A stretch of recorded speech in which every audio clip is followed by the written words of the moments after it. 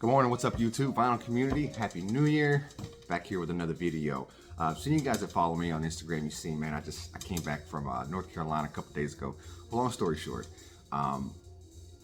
there's a Facebook record group called Jazz Funk something sellers. But anyway, this gentleman had put up a really rare record. I'm about to show it to you. It's been one I've been wanting for a long time. It looks super clean, had a great price on it. So I bought it. No questions, bought it right then. Literally the next morning, I checked back and I see that same guy had listed something else incredible, like at an incredible price. I'm gonna show that one to you too. So I reached out to him. I was like, "Hey, it looks like, man, you got a lot of great stuff. What else you got next?" And then we talked in person. And long story short, a buddy of his was a DJ in Tampa back in the 1980s. This is an older gentleman. He's almost 80. So his buddy had died, and his wife reached out to him and asked him if he wanted to sell the records. Y'all know how the story goes. I drove up to North Carolina the other day. Amazing stuff. If you follow me on Instagram, you see some of the stuff that I've posted. But it's been unbelievable, man. I left with a truckload, some rare 45, some incredible records. That I'm going to show you right now. Excuse me, man, my voice is a little deep. I'm hitting puberty for the second time, or it's the, it's been like 10 degrees the last couple days. Yes, this is my wife's thermos. What are you going to do about it? Okay, first up, let me show you some guys. Let me show you guys a few great ones that I got running in the auction right now. And then I'll show you some of the keepers that I found. So first up, I got a really good deal on this on Instagram. Oh, I'm sorry, man. If you're watching, I'm terrible with names, but shout out, man. It was a great deal. This is Spacey by Tatsuro Yamashita, 1977. Man, this is some really feel-good, upbeat kind of not jazz pop or pop rock, but a lot of incredible drum breaks. I think this was sampled to no end, I believe. One of the reasons it's highly collectible. This is the first press with the clear OBI. There's a second pressing that's got the white.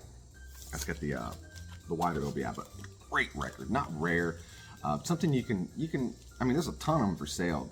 Most of them are in Japan, but yeah, you can get a good clean copy, about 150. But man, it's a great record. This is up at auction now. Good price, super clean too. Okay, man, dude, I wanted to keep this one. I had a record from this guy that he did with the Sun Ra Temple. I ended up selling it. It was out there, but this is one of his very first releases on wax. That's Dr. Timothy Leary, LSD. This is an original 66. I think this is. How'd that get back there? I usually put them in the back. Yeah, 66 on Pixie. This is just him basically giving a monologue, I think at a university, just about the positive benefits of LSD and psychoactive drugs, which at that time, man, he was being threatened by the FBI. The college pretty much said, you can't teach here anymore. And Timothy Leary went on to have a rocky career, but shined a light on some of the positive benefits. If you do the research and see, I know, full disclosure, I've had several experiences with it. It makes you a different person every time. If you can put yourself in a good place. I mean, you really gain humility. You really lose fear. I mean, this is me personally, and I've heard this from a lot of testimony of other people. You lose fear of death. You lose, I lost the desire to really drink. I wasn't really a big drinker, but drinking, smoking cigarettes, things like that, eating healthy. It really shines a light on some of the petty stuff that we go through on a day-to-day basis that might make us feel, overwhelmed, And like I said, the studies are out there. You can read them. That the overwhelming benefits far outweigh the risk. But that's just me on my soapbox. But this is up at auction now. Super clean pressing there. This one's from my personal collection. I've had it for a long time, and I've enjoyed it, but I'm hoping maybe find a little cleaner copy. It's Clifford Brown Memorial album. Now this isn't an original. It's got the Lexington, but it's got the 47 West on this stuff. So I think it's like a 57 mono transition. Of course, this was originally released in '56 after Clifford and his brother died in a car accident. This is just all his greatest hits. A lot of the early 50s, like 53, 52, 54, with him and like Lou Donaldson and Gigi Grice, Max Roach. I mean, Clifford Brown, my opinion, one of the best trumpeters, if not the best. Who knows what he would have done? God, can you imagine the good stuff he would have put out in the early 60s? That prime hard bop catalog. God, who knows? It's a shame. It's a shame. Rest in peace, Brownie. Okay, this one here. He also had a. The rest of this stuff is from what I got in North Carolina. He had a bunch of test pressings, and it was one of those like you didn't really know what it was until you dropped a needle on it and like, oh, okay, I know that song. It's stuff that I didn't know. You let Google know and it tell you. But this one here, I was kind of floored when I seen what the originals go for. The originals go for like $800 to $1,000, but this is a test pressing of Robbie Patton, Do You Wanna Tonight, on I think it was originally released on Backstreet, which is a subsidiary of MCA. But yeah, this is just it's just a crazy rare record. It's like that OAR rock. Like I don't get it. I don't get it why it's so valuable. I guess just because it's rare. I mean, it's okay. It's not a bad record. It's kind of simple rock. But it's just rare. Yeah, but that's up at auction now. Okay, man, dude, I really wanted to keep this. Oh, I feel some sneezes coming. Oh, that fresh cold air. Man, I wanted to keep this. I had an original Jamaican misprint of this, and I ended up selling it, but it's not a hard one to find. But man, this Peter Tosh just legalized it. Nice white label promo. Peter Tosh. What else needs to be said? This is a great record, but it's up at auction now. Get a shot at it. Win it cheap. And this one here, man, I was back and forth on keeping this because I'm a jazz man. And I never even knew these two guys were together on the same album, which shows you how much I need to learn because there's probably a few out there where they're together. But that's Chet Baker and Art Pepper, Picture of Heath. This is in a 61 mono on Pacific Jazz. And you got Curtis Counts, Carl Perkins, Phil Urso. He didn't do much, but a great saxophonist. But Chet Baker and Art Pepper together, woo! Look at them two studs there. Man, I was back and forth on this because it's a clean copy. But Discogs, this is one of those things with Discogs, like this is the earliest pressing, but it says reissue on it.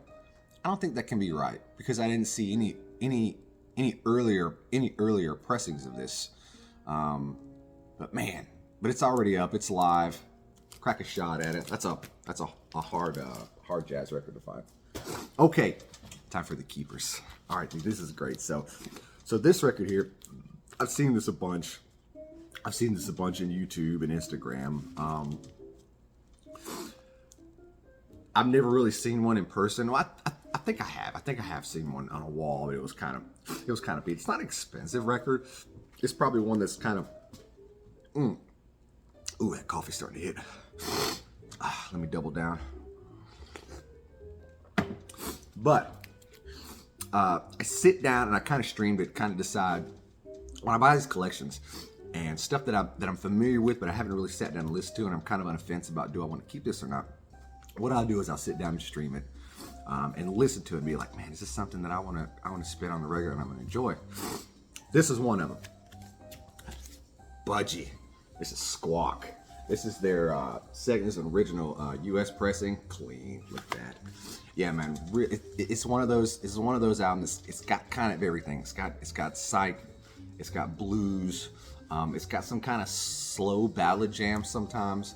But when you find a clean copy like this thing is smoking clean. Love to have. I think they're originally out of Canada. I might be wrong. but it was also released in the UK. I think the UK ones are a little more valuable. I don't know why. I think I might be wrong. I think I might have a Canadian band in here. I'm tripping and mixing them up. But anyway, you can destroy me in the comments. Yeah, I think they're originally out of Canada. Really good stuff. Really good stuff. I listened to their first one too. I just think this one's a little more heavy. Really happy to have that. Look how clean that cover is too. Okay. Did not get this one in North Carolina. I bought this from, there's a record store out here, El Guru, and the owner just retired. And they had posted on Instagram some great stuff. I'd watched Mike at the In Groove do a video years ago about which pressing of the wall was the best, and he said it was this one. This is their first U.S. It's the first U.S. Super Clean, first U.S. promo. I've heard the UK versions.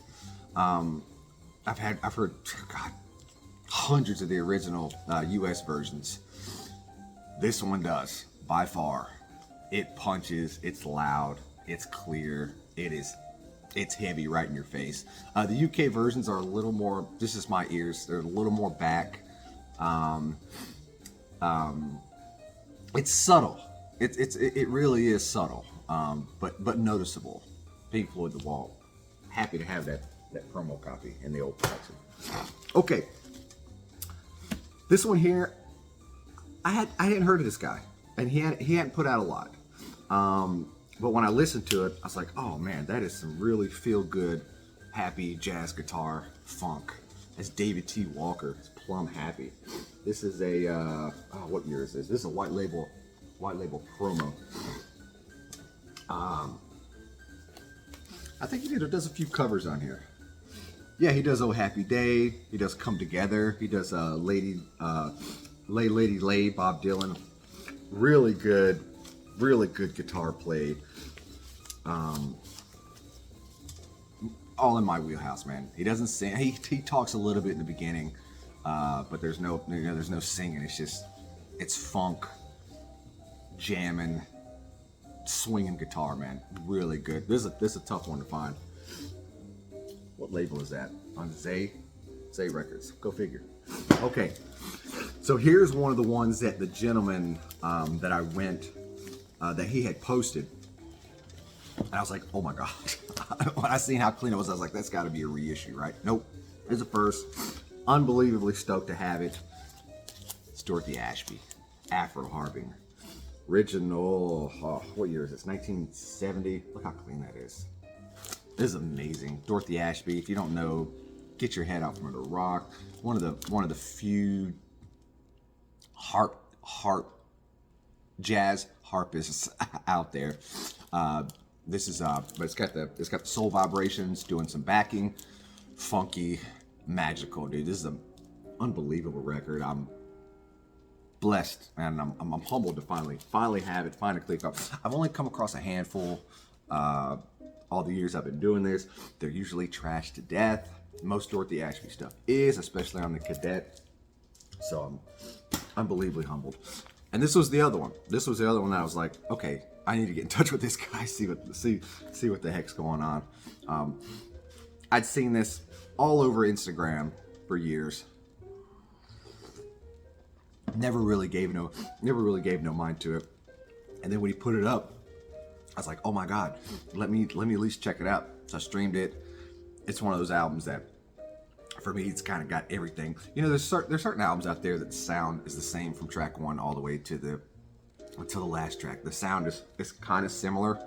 All the songs kind of sound the same a little bit with a little bit of variation.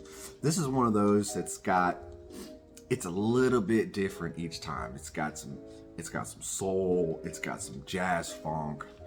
It's got some out there with a little fuzz guitar. I like it. It's different, but that's Eugene McDaniels. Headless Heroes of the Apocalypse, man. Really nice promo copy. Woo, look at that cover. I put it right there beside the Maggot Brain, and they have a screaming contest. Still don't know who won yet, but man, this is a great record. And Eugene McDaniels, he put out a ton of stuff, man. He was around late 50s, 60s, did a lot of the, the standard soul and R&B, and this one was just different. This one was just different than anything he had ever done. Really great drum breaks. I think, who's the drummer on this? Who's the drummer? Alphonse Mouzon. Mouzon. Yeah, man, great stuff. So happy to have it. Okay. Here's a few more of the keepers from North Carolina. Only got 4 more left. This one here, man, the cover alone drew me. But this is the Grill. This is an original 70. This is a original UK pressing. What year is it? 75, 76. No, anyway. But it's just reggae. No words. Peter Tosh shreds on the guitar on this. Shreds. He's an incredible guitar player. This has kind of reggae sound like I haven't heard. It's got some fuzz guitar. It's got some blues type piano backing with it. Like you don't hear that. Like you don't with the traditional roots reggae. You don't really hear that kind of blues playing. Man, stream it if you can. It's kind of rare, but you can get a nice copy for $50 to $80. But this is a great one, man. Peter Tosh shredding on the guitar, and just look at that cover.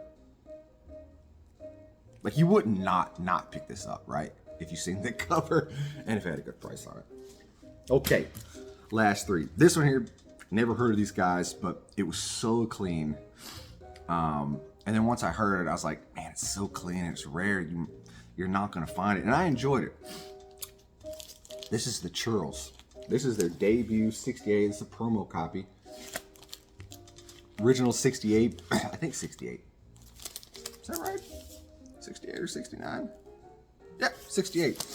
So the Churls, nice, kind of psychedelic, a little bit of pop. It's got some blues rock. It's got some great guitar solos. But they were almost there. If you listen to it, they were almost there. But for whatever reason, fighting amongst themselves and with the record label, they was out. A&M threw them out, and they went along the wayside like a lot of these other, psych rock bands of the late 60s, early 70s. But I think they eventually did some touring for another year, like in 70 or 71, and they eventually dissolved. But this is what they put out. It's really nice. If you listen to it, you can kind of tell what I'm talking about. It's like they're so close. They're so close to being really, really good. And I'm really happy to have that super duper clean copy. Okay, when I spoke to the gentleman up in North Carolina, and we're talking over the phone, he's like, "Hey, let me go through a box, tell you what I got." He's like, "This and that, this and that." And then he named this album, and I was like, "What?" He's like, "Oh, and it's sealed." I was like, "What?" He's like, "You rarely find it. Forget finding it sealed." All right, the music's over. Ugh. So I was like that when he said that, I was like, well, there's no more debate, and I'm making a trip. And then if you see me on Instagram, you see where I did a little live, not a live video. I posted a little reel of me opening it, hoping for the white label permit. Wasn't a white label promo, but for sure worthy enough to keep in the permanent collection. That's Black Nasty, Talking to the People. Man, original. 1973. New Year Mint. I was the first to drop a needle on it. This was their debut. Detroit band. Funk. Got a little bit of soul, a little bit of psych fuzz guitar. Kind of in the vein of Purple Image. I think Purple Image was out of Cleveland. But kind of in that same vein. It's not a lot of people know Purple Image, but if you know Purple Image, they're just that. They're a little more psych rock, but this is kind of up there in that vein. Really tough to find clean, man. These ones were definitely played. There's only a few for sale on Discogs, but you can get it. I mean, you get a good copy for. I think there's some for sale around 100, 150. You can get some good clean originals, but super duper happy to finally have that. For sure, a worthy copy for the permanent collection. Okay, last one. This one here, so I don't have, I used to, I don't have any grunge in my collection. And that's unacceptable. I had a shot at a first Nevermind. I skipped out on it, and I regret it, man, because it was such a great price. I don't know if I ever find another good price like that. But this will hold me over for now. This is Sub Pop 200. This is an original 1988. Basically a compilation of Sub Pop's upcoming artists. Comes in this little black box. It's a 3 LP. And it's got all the big wigs on it. Of course, it's got Nirvana. You got Tad. You got Mudhoney. Look at that. And Nirvana's sound, man. This might be controversial. Did I say Madonna sound? Nirvana sound. I don't know if I said Madonna or not. Nirvana's sound is just a tinge different, man. It's I like it, man. They stand out. And you got Green River on here. You got Soundgarden. This is 1988, man. So this is like some of the earliest that you hear of these people. Now, Sub Pop also did another comp called Sub Pop 100. I think like in '86, but it was more like it really hadn't touched that grunge, that dirty grunge sound that we all like. There's a few weird tracks on here, but other than that, it's that great Northwestern Seattle sound that just is almost really about to break through and change the United States, change the world. You know, really, it's amazing. You know how grunge was looked at in the early '90s. See, when I remember when Nevermind came out, I guess I was 10 years old, and back then we used to, you know, the mall was a thing to do, and I remember the CD stores were just, you know, Nirvana stuff everywhere. Like it was, I don't think young kids today really appreciate just how impactful bands like Nirvana. I'm speaking specifically about Nirvana. Of course, you had Soundgarden and things like that, and Alice in Chains. But Nirvana specifically, it was like, for people that listen to that, it was like the Beatles. Wait a minute. Not you get what I'm saying. It was profound. And everybody had flannel, everybody had corduroys, especially the young kids. It was awesome. So to have this in the collection, I'm super stoked. All right, 23-minute video. Guys, I appreciate you stopping by. All the new subscribers. Check out my auction that's running now if you want a shot at some of them killer gems. I'm going back to that guy in North Carolina because he's still got more. He's got a bunch of a bunch of rare 45s too that I'm going to end up listing on the auction. But I hope everybody's having a good new year. You know me, man. I'm always going to be out there digging, and I'll be back. Show you the good stuff. We'll see you.